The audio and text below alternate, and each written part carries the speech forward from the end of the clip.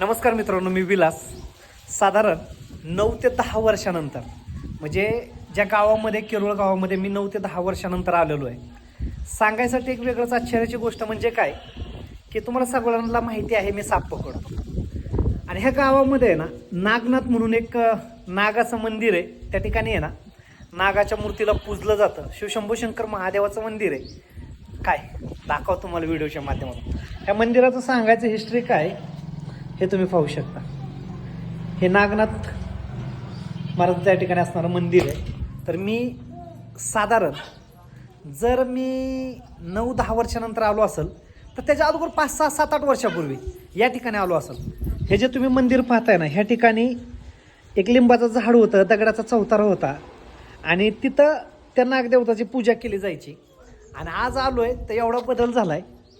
लोकांच्या सहभागातून किंवा लोकवर्गणीतून हे तुम्ही मंडप पाहताय ना, हे सभा मंडप, हे मंदिराचा गाभारा, हे सर्वांनी लोक सहभागातून किंवा लोकवर्गणीतून हे बनवलेलं आहे.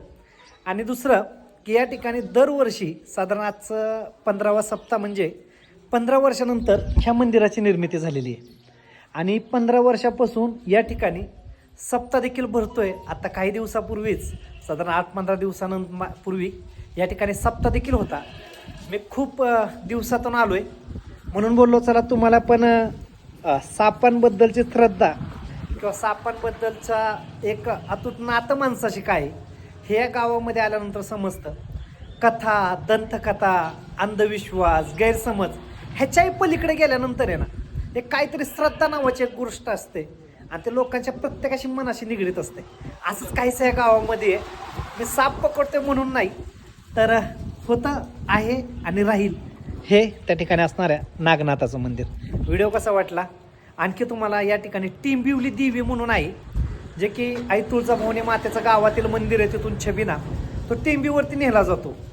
तो देखील टिंबी म्हणजे काय, त्या ठिकाणी आई तुळजाभवानीचं मंदिर म्हणजे काय त्या ठिकाणी गेल्यानंतर तुम्हाला मी दाखवायचा प्रयत्न करेन. चला बाय.